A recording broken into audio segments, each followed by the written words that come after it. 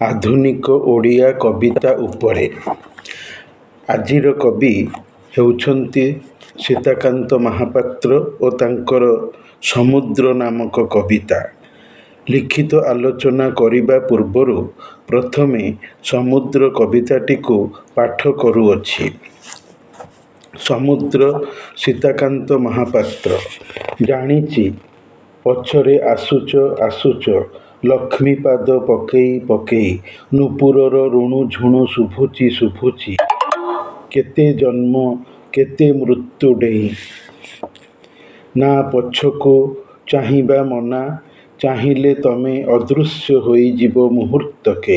ଚୋର ଗୋପୀନାଥ ପରି ଯନ୍ତ୍ରଣାରେ ଛଟପଟ ବୁଢ଼ାଟି ପଚାରେ, ଜହ୍ନ ଉଇଁବଣି ସମୁଦ୍ର ଢେଉ ଉପରେ, ଢେଉ ଦୁଷିବଣି ଝିଲିମିଲି ନଡ଼ିଆ ବାହୁଙ୍ଗା ପରି ଫଗୁଣ ରାତିରେ। ସେଇ ଗଛ ଟାଣି ଓଟାରି ହଉଛି ନଈ ଅତଡ଼ାରେ, ପାଗଳକୁ ଛାଡ଼ିଦିଅ ଯାଉ ସିଏ ଯାଉ ଭାସି ସମୁଦ୍ରକୁ ଅନ୍ଧାରକୁ। ସେଇ ପଥରଟି ଗଡ଼ି ଗଡ଼ି ଗଡ଼ି ଗଡ଼ି ଅଥର୍ବ ହୋଇ ଶୋଇଛି, ତାକୁ ଟିକେ ଦୟାକର ପୁନଶ୍ଚ ଗଡ଼େଇ ଦିଅ ତା ଅନ୍ଧାର ତା କାଦୁଅ ହାଉ ସମୁଦ୍ରକୁ। ଅନ୍ଧାରରେ ବୋଝେ ନଈ, ଅସଂଖ୍ୟ ଝରଣା, ବାଟଘାଟ ନମାନି ବ୍ୟସ୍ତ ଦଉଡ଼ା ଗାଁରୁ ଗାଁକୁ, କୁଆଡ଼େ କୁଆଡ଼େ ସିଏ କଳା କାହ୍ନ। ଦିନ ଗଲା ବେଳ ଗଲା ଗୁଣ ତାର ବାହୁନୁ ବାହୁନୁ। ମଲା ଓଟ ଶୀର୍ଣ୍ଣ ହାଡ଼ ପଛରେ ଲୁଚି ବସି ସେ ଦୁବ ଘାସ, ଆଖିରୁ ଝରାଇ ଲୁହ ବାହୁନେ ଓ ଝୁରେ। ମରୁଭୂମି ବାଲିକୁ ପଚାରେ, ସମୁଦ୍ର ଠିକଣା ତମେ ଜାଣିଛ କି? କେଉଁଠି ତା ନୀଳ ଦୀପ ଜଳେ? ଜାଣିଛି ଆସୁଛ ତମେ ମୋ ପଛରେ ଲକ୍ଷ୍ମୀ ପାଦ ପକେଇ ପକେଇ, ମୋ ଭରସା ମୋ କାଦୁଅ ମୋରି ସ୍ୱପ୍ନ ମୋରି ଭୟ, ଦୁହିଁକି ବଞ୍ଚେଇ ରଖି ଦୁଇ କଳା ଡୋଳାରେ ସମ୍ଭାଳି। ଶୂନ୍ୟରେ ତରଙ୍ଗ ଛବି ଆଙ୍କିବା ଖାଲି ମୋ କାମ। ମରଣର ସୁଗନ୍ଧରେ ଭରପୂର ଅନ୍ଧାରରେ କୋଟି ଜନ୍ମ କୋଟି ମୃତ୍ୟୁ ଡେଇଁ। ସମୁଦ୍ରର କବି ସୀତାକାନ୍ତ। ଆଧୁନିକ ଓଡ଼ିଆ କବିତା କ୍ଷେତ୍ରରେ IAS କବି ସୀତାକାନ୍ତ ମହାପାତ୍ର ଅପର ବୌଦ୍ଧିକ ପାଠ୍ୟାନ୍ତର୍ଗତ କାବ୍ୟିକ ପ୍ରତିଭା। କବିତା ସଂକ୍ଷିପ୍ତ ସାରବସ୍ତୁ। କବିତା ପାଠକକୁ ନିଜେ ବୁଝିବାକୁ କହେ, ନିଜେ କିନ୍ତୁ ଜଳବତ୍ ତରଳ ସବିଶେଷ ବୁଝାଇ ନଥାଏ। ପୁଙ୍ଖାନୁପୁଙ୍ଖ ବୁଝାଇ ଦେଲେ କବିତାର ଗାରିମା ତାର ମହତ୍ତ୍ୱ ବିନଷ୍ଟ ହେବ। କବିତା ବିଶ୍ଳେଷଣର ବସ୍ତୁ ନ ହୋଇ ସଂଶ୍ଳେଷଣର ପଦାର୍ଥ। ପାଠକ କବିତାକୁ ପଢ଼ିକି ନିଜେ ବିଶ୍ଳେଷଣ କରିବ, ବ୍ୟାଖ୍ୟା ବାଢ଼ିବ। ଶ୍ରୋତାକୁ ଭଲ ଲାଗିପାରେ ଅବା ମନକୁ ଅସନ୍ତୁଷ୍ଟ ଘାରିପାରେ। କହିପାରେ ବ୍ୟାଖ୍ୟା ବୁଝାଇବା ଜମାରୁ ହୃଦ୍ବୋଧ ହେଲା ନାହିଁ। ଏତେ କଷ୍ଟକର କ୍ଳିଷ୍ଟ ଚୋପାଛଡ଼ା କବିତା କାହିଁକି ପାଠ୍ୟ କୋର୍ସରେ ଅଛି? ସାଥୀ ମାନେ ବହି ବି ଭଲ କରି ବୁଝେଇ ପାରିନି, ନତୁବା ସାରଙ୍କର ବୁଝେଇବା ମନ ମାଫିକେ ହୋଇପାରୁନି। ମଣିଷ କେମିତି କବିତାର ଉତ୍ତର ପରୀକ୍ଷା ଖାତାରେ ଉତାରିବ? ପରନ୍ତୁ ବୌଦ୍ଧିକ ଦୁର୍ବୋଧ୍ୟ କବିତାରେ କବିତ୍ୱର ଚମତ୍କାରିତା ଜଡ଼ିତ ଗୁମ୍ଫିତ ଥାଏ। ତାହା ପରା ସମଜଦାର କୋ ଇସାରା କାଫିର କୌଶଳ ପସରା। ବୌଦ୍ଧିକ କବିତା ରଚିବା ଏବଂ ବୁଝିବା ଉଭୟ ଆୟାସସାଧ୍ୟକର। ଏହା ଝିମିଟି ଖେଳର ମହାଭାରତ। ସାମାନ୍ୟରୁ ପଢ଼ି ବହୁତରେ ବୁଝିବା ହେଲେ କବିତା ପାଠ୍ୟ ଉପଭୋଗ୍ୟ ମନୋରଞ୍ଜକ ହୋଇଥାଏ। ସୀତାକାନ୍ତ ପୁରାଣକଳ୍ପୀୟ ମିଥିକ୍ ବୁଦ୍ଧିଦୀପ୍ତ ପ୍ରତିଭା। ସେ ଲେଖି ଦେଇ ଚାଲିଗଲେ ପାଠକ ବୁଝିପାରେ ନତୁବା ଅବଶୋଷ କରିପାରେ ତାର ସାମର୍ଥ୍ୟ ଦକ୍ଷତାକୁ ନେଇ। ଭକ୍ତକବି ମଧୁସୂଦନ ରାଓ ତାଙ୍କର ଜୀବନଚିନ୍ତା ନାମକ କବିତାରେ କହିଲେ, ରେ ଆତ୍ମନ୍ ନିଦ୍ରା ପରିହରି ଫେଡ଼ି ଚିନ୍ତାର ଲୋଚନ, କର କର ନିରୀକ୍ଷଣ ନିଃଶବ୍ଦେ ଜୀବନସ୍ରୋତ ଧାଉଁଛି କିପରି ଭେଟିବାକୁ ମୃତ୍ୟୁ ସିନ୍ଧୁ କରାଳ ଲହରୀ। ତେଣୁ ସୀତାକାନ୍ତଙ୍କର ଏହି ସମୁଦ୍ର ଶୀର୍ଷକ ବୌଦ୍ଧିକ ଦୁର୍ବୋଧ୍ୟ କବିତା ସେଇ ମୃତ୍ୟୁ ସିନ୍ଧୁକୁ ଇଙ୍ଗିତ ଇଙ୍ଗିତ ଲକ୍ଷାୟିତ କରି ରଚିତ ହୋଇଅଛି। ସମୁଦ୍ରକୁ ଅଶାନ୍ତିର ପ୍ରତୀକ କରି ନାରୀ କବି ବ୍ରହ୍ମତ୍ରୀ ମହାନ୍ତି ଲେଖିଛନ୍ତି ନିଜକୁ ସମୁଦ୍ର ମନେକରି କବିତା। ସେଇଠି ସମୁଦ୍ରକୁ ସୀତାକାନ୍ତ ମୃତ୍ୟୁର ଇଙ୍ଗିତ କରାଇଛନ୍ତି କବିତୁଣ୍ଡ ମେଣ୍ଢାମୁଣ୍ଡ ନ୍ୟାୟରେ। କବିତା ରଚନା କବି ମନର ଖିଆଲ ଚେନାଏ ଝଲକ ଭାବନା ଢୁକିଲା ତ ଲେଖି ଗାରେଇ ଦେଲା କୁଶଳୀ ଲେଖନୀ ମନରେ। ସମୁଦ୍ରକୁ ଖୁସିରେ ଦେଖିବାକୁ ଆସି ଦର୍ଶକ ତାର ରୁଦ୍ର ସୁନ୍ଦର ମୋହମାୟାରେ ଆଚ୍ଛନ୍ନ ଆବେଗପ୍ରାଣ ହୋଇ ବେଳେ ବେଳେ ପୁଣି ଅନେକ ଥର ଆକସ୍ମିକ ମୃତ୍ୟୁ ମୁଖରେ ଟାଣି ହୋଇ ଭାସିଯାଇ ବୁଡ଼ି ମରେ। ପୁଣି ମଲା ମଣିଷର ଆତ୍ମା ସବୁ ପରଲୋକୀୟ ସମୁଦ୍ରରେ ଏକାଠି ଯାଇ ଗୋଟିଏ ଜାଗାରେ ଜମା ହୋଇ ଠୁଳ ହୋଇ ରହିଥାନ୍ତି ବୋଲି ଶୁଣାଯାଇଥିବାରୁ ସମୁଦ୍ର ମୃତ୍ୟୁ ଜମାର ଅବବୋଧ ହୋଇଛି। କବି ସୀତାକାନ୍ତ ମହାପାତ୍ର ଥରେ ପୁରୀ ମହୋଦଧିର ସମୁଦ୍ରର କୂଳକୁ ବୁଲିବାକୁ ଯାଇ ସେଠାରେ ବସିଛନ୍ତି। ଜଗନ୍ନାଥ ଦର୍ଶନ ସାରି ମନରେ ଆସିଛି କବିତା ରଚନାର ଭାବନା, ଆଉ ତାହାରି ଫଳନ୍ତି ରୂପ ସଂସିତ ସମୁଦ୍ର ଶୀର୍ଷକ କ୍ଷୁଦ୍ର ଆକାର ବିଶିଷ୍ଟ ମିଥିକ ବୌଦ୍ଧିକ କବିତା। ସମୁଦ୍ରକୁ କବି ଦେଖୁଛନ୍ତି ସାକ୍ଷୀଗୋପାଳର ପୌରାଣିକ ଘଟଣାକୁ ମନେ ପକାଇଛନ୍ତି।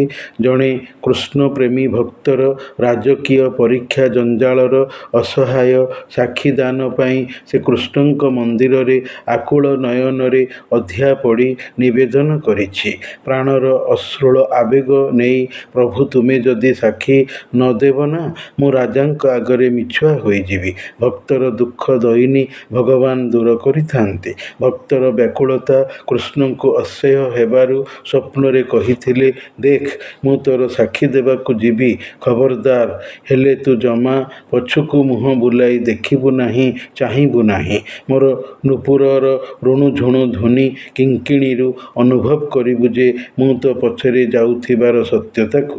ଯଦି ବୁଲିପଡ଼ି ଚାହିଁ ଦେଉ ତ ସେଇଠି ମୁଁ ଅଟକି ପଥର ପାଲଟି ଯିବି। ସର୍ତ୍ତରେ ଯଦି ରାଜି ତେବେ ଆଗେଇ ଚାଲ, ମୁଁ ତୋର ଅନୁଗମନ କରୁଛି। ହେଲେ ସମୁଦ୍ର ବାଲିରେ କୃଷ୍ଣଙ୍କ ପାଦ ବୁଡ଼ିଯିବା ଦବିଯିବାରୁ ନୂପୁରର ସିଞ୍ଚନ ଭକ୍ତ ବ୍ରାହ୍ମଣକୁ ଶୁଣା ନ ଯାଆନ୍ତେ ସର୍ତ୍ତ ଭୁଲି ପଛକୁ ଚାହିଁ ଦେବାରୁ ସାକ୍ଷୀଗୋପାଳ ପଥର ପାଲଟି ସେଇଠି ରହିଗଲେ। ପରେ ମନ୍ଦିର ତୋଳାଯାଇ ଅର୍ଚ୍ଚନା ଚାଲି ସାକ୍ଷୀଗୋପାଳ ପ୍ରବାଦ କିମ୍ବଦନ୍ତୀ ବନିଗଲା। ତାହା ଆଜି ପୁରୀ ଜିଲ୍ଲାର ସାକ୍ଷୀଗୋପାଳ ସ୍ଥାନ। ସାକ୍ଷୀ ଗୋପୀନାଥ ନାମରେ ଓଡ଼ିଆ ସିନେମାଟିଏ ଅଛି। ସମୁଦ୍ର କବିତା ଆରମ୍ଭରେ କବି ସମୁଦ୍ରକୁ ଡାକି ସମ୍ବୋଧି କହୁଛନ୍ତି, ମୁଁ ବି ଜଣେ ତୁମର ଭକ୍ତ, ଜାଣିଛି ପଛରେ ଆସୁଛ ଗୁରୁବାର ମାଣବସାର ଲକ୍ଷ୍ମୀ ପାଦ ପକେଇ। ପାଦର ପାଉଁଜି ତୁମର ଶୁଣୁଛି ଶୁଭୁଛି, ମାନେ ହେଲା ମୃତ୍ୟୁ ମଣିଷ ଜୀବନର ପରୀକ୍ଷାର ଶେଷରେ ଅବଶ୍ୟମ୍ଭାବୀ ଆଗମନ କରି ଆସିବ।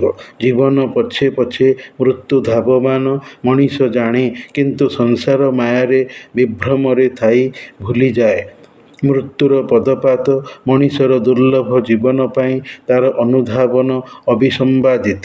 ମୃତ୍ୟୁ ଜୀବନ ପଛରେ ଆସୁଥିଲେ ବି ମଣିଷ ତାକୁ ଚାହିଁ ଦେଖି ପାରିବ ନାହିଁ। ମୃତ୍ୟୁ କେମିତି, କେବେ, କେଉଁ ରୂପରେ ମଣିଷ ପାଖକୁ କେତେବେଳେ ଆସିବ? ଜୀବନ ହେଉଛି କାଳ ସମୁଦ୍ରର ଗତିଧାରକ, ଆଗକୁ ବହମାନ ନଦୀ। ମୃତ୍ୟୁକୁ ଚାହିଁ ଯଦି ଦେଖିବାକୁ ଚେଷ୍ଟା କରିବ, ତେବେ ମଣିଷ ସଂସାରରେ ବଞ୍ଚି ଜୀବନ ବିତାଇ ପାରିବ ନାହିଁ, ରହିପାରିବ ନାହିଁ। ତେଣୁ ମୃତ୍ୟୁ ଯଦି ଅଦୃଶ୍ୟରେ ଅଛି ତ ସେହିପରି ଥାଉ, ମୋର ଜୀବନ ବିତେଇବା ଅଛି, ତେଣୁ ମୁଁ ମୃତ୍ୟୁକୁ ଚାହିଁବିନି। ମୃତ୍ୟୁ ଭୋକର ଅସହାୟତାର ଯାତନାରେ ବୁଢ଼ା ଲୋକ ନିୟତ ଛଟପଟ ହେଉଥାଏ। ପଚାରେ ଭାବେ ମୃତ୍ୟୁ ସମୁଦ୍ର ଉପରେ ଜୀବନ ଭୋଗର ଚନ୍ଦ୍ର ସତେ ତାର ଉଦୟନ କେତେ ମଜାଦାର, ବଢ଼ିଆ, ମୁଁ ତାକୁ ଭୋଗି ପାରିବି ଆହୁରି ଆଗକୁ ତ। ଚନ୍ଦ୍ର କିରଣର ଶୋଭା ନଡ଼ିଆ ବାହୁଙ୍ଗା ଭିତରେ ସୁନ୍ଦର ରହସ୍ୟମୟ ଦିଶିବା ଭଳି ଜୀବନର ମୋହଗ୍ରସ୍ତତା ଠିକ୍ ଛପି ଛପିକିଆ। ଯେତିକି ସୁନ୍ଦର ସେତିକି ଭୟ ଜଡ଼ିତ। ବସନ୍ତର ରାସ ଉତ୍ସବ ଭଳି ଫଗୁଣ ତମିସ୍ରାରେ ଝଡ଼ ତୋଫାନ ସାମୁଦ୍ରିକ ଝଞ୍ଜାରେ ଗଛ ବୃକ୍ଷ ଟାଣି ଓଟାରି ଝିଙ୍କି ବିଦାରି ହେଉଥିବା ପ୍ରକାରେ ବୁଢ଼ାର ମୃତ୍ୟୁ ବିଛଣା ଯନ୍ତ୍ରଣାରେ ଛଟପଟ ହେଇ ମରିବ ମରିବ ପରା। ମୃତ୍ୟୁ ବାୟା, ଛାଡ଼ ତାକୁ ଯାଉ ଭାରି। ଜଞ୍ଜାଳ ଖତମ, ଆମେ ଟିକେ ଶାନ୍ତି ପାଉ। ମୃତ୍ୟୁ ଆତ୍ମାର ଗତି ମଣିଷକୁ ଅଜଣା। ସମୁଦ୍ରର ବିରାଟତା, ଅନ୍ଧାର ଗଭୀରତା ଭଳି ପାପ ପାଇଁ ଅଥବା ପୁଣ୍ୟତା ଭୋଗ ପାଇଁ ଯାଉଛି କି ଯିବ ମଣିଷ ଜାଣେନା। ବୁଢ଼ା ହେଲେ ମଣିଷ ପଙ୍ଗୁ ଅଥର୍ବ ସ୍ଥାବର ସ୍ଥିର ଅଚଳ ହୋଇ ବାଲି ଗରଡ଼ା ଚିକ୍କଣ ପଥର ଭଳି ଏକ ବିଛଣାରେ ପଡ଼ି ଏକଡ଼ ସେକଡ଼ ଖାଲି ହେଉଥାଏ। କଡ଼ ଲେଉଟାଏ ଏପାଖ ସେପାଖକୁ ଶରୀର ବଦଳେ। ଅଥର୍ବ ବୁଢ଼ାକୁ ଦୟା କରନ୍ତି ତାର ଆତ୍ମୀୟମାନେ, ଗଡ଼ିବାରେ ସହାୟ ହୁଅନ୍ତି। ବୁଢ଼ାର ଜୀବନ ଅନ୍ଧାର, ଭବିଷ୍ୟତ ସମାପ୍ତ। ମାତ୍ର ମୃତ୍ୟୁକୁ ଯାହା ପ୍ରତୀକ୍ଷା, କେବେ ମରିବ ଏକା। ବୁଢ଼ାର ଜୀବନ କାଦୁଅ, ଅଳିଆ ବୋଝ, ପାଟି ଚିତ୍କାର ହାଉ। ଏଇମିତି ମଣିଷ ବୋଝ ବୋଝ ଥାଇ ଅସଂଖ୍ୟ କାଳଝରଣାରେ ଜୀବନ ବିତେଇ ମରଣ ପ୍ରତୀକ୍ଷାରେ ଥାଆନ୍ତି। ମୃତ୍ୟୁ କିଛି ମାନେନି। ବାଟ ନା ଘାଟ ସେ ଏକ ବ୍ୟସ୍ତତା। ଆସିଲା, ଚହଲେଇ ଦେଲା ଜୀବନ ବସତିର ଗାଁରୁ ଗାଁକୁ। ମଣିଷକୁ ସାଙ୍ଗରେ ନେଇ ଚାଲିଗଲା। କୁଆଡ଼େ ନେଇଗଲା ସେ କଳା କାହ୍ନୁ? ଅନିଶ୍ଚିତ ଅନ୍ଧାର ପରଲୋକର ଦୁନିଆ ଭିତରକୁ। କେବଳ ଦିନ ଗଲା, ସମୟ ସରିଲା। ମଲା ଲୋକର ମନେପକା ଯାହା ବାହୁନା ହେଲା। ଭଲ ମନ୍ଦ ଗୁଣ ସୁମରଣାରେ ଯେମିତି ମଲା ହାଡ଼ୁରା ଓଟର ପାଟିରେ ଜୀବନ ବଞ୍ଚିବାର ଦୁବଘାସ ଲାଗି ରହିବା ଭଳିଆ। ସହନଶୀଳତାର ଓଟର ପ୍ରତୀକ ଅଧୈର୍ଯ୍ୟ ହେଲା କାନ୍ଦି କାଟି ଅଥୟ ହୋଇ। ଆତ୍ମୀୟ ସ୍ୱଜନ ପରା। ଜୀବନ ଏକ ମରୁଭୂମି। ବାଲିବନ୍ତର ଉଠାପକା ଚାଲି, ଉତ୍ଥାନ ପତନ ଭରା। ହାରିଲେ ପଡ଼ିଗଲେ ହତାଶ ମଣିଷର ମନ। ମରଣ ଚାହେଁ, ଯାତନା ସହି ନ ପାରି ମରିଯାଆନ୍ତି ତ ତରିଯାଆନ୍ତି ସେଇ ନୀଳ ମଣିଷର ପରମାତ୍ମାର ନୀଳମଣିର ପରମାତ୍ମାର ଛତ୍ର ଛାୟା ପାଇ। ପୁଣି କବି କୃଷ୍ଣଗୋପାଳଙ୍କର ମଣିଷ ପାଖକୁ ମୃତ୍ୟୁ ପଠାଇ ଅନୁଗମନକୁ ସ୍ମରିଛନ୍ତି, ମନେ ପକାଇଛନ୍ତି। ସାକ୍ଷୀଗୋପାଳ ମିଥ୍ରେ। ମରିଗଲେ ମଣିଷର ଆଶା ଭରସା କଷ୍ଟ କାଦୁଅ ସ୍ୱପ୍ନ ସମ୍ଭାବନା ଭୟ ଶଙ୍କା ସବୁକିଛିକୁ ଆଉ ଦୂରେଇ ବଞ୍ଚେଇ ରଖି ହୋଇ ନଥାଏ। ଜୀବନର ବଞ୍ଚିବାର ଏହା ପ୍ରୟାସ, ମୃତ୍ୟୁର ନୁହେଁ। କବି ଜଗନ୍ନାଥଙ୍କର କଳାଡୋଳାର ଚକ୍ଷୁକୁ ସ୍ମରିଛନ୍ତି। ମଣିଷ ତୁଚ୍ଛାଟାରେ ଆଶା ଅସୀମତାର କଳନାକାରୀ ହୋଇଥାଏ। ହ୍ୟୁମ୍ୟାନ୍ ୱାଣ୍ଟସ୍ ଆର୍ ଅନଲିମିଟେଡ୍ ଭଳି। ସବୁ ଆଶାର କ'ଣ ପୂର୍ତ୍ତି ଘଟେ? ଅନ୍ଧାରରେ ଖାଲି ବାଡ଼ି ବୁଲେଇବା ସାର ଅସାର ପାଲଟେ।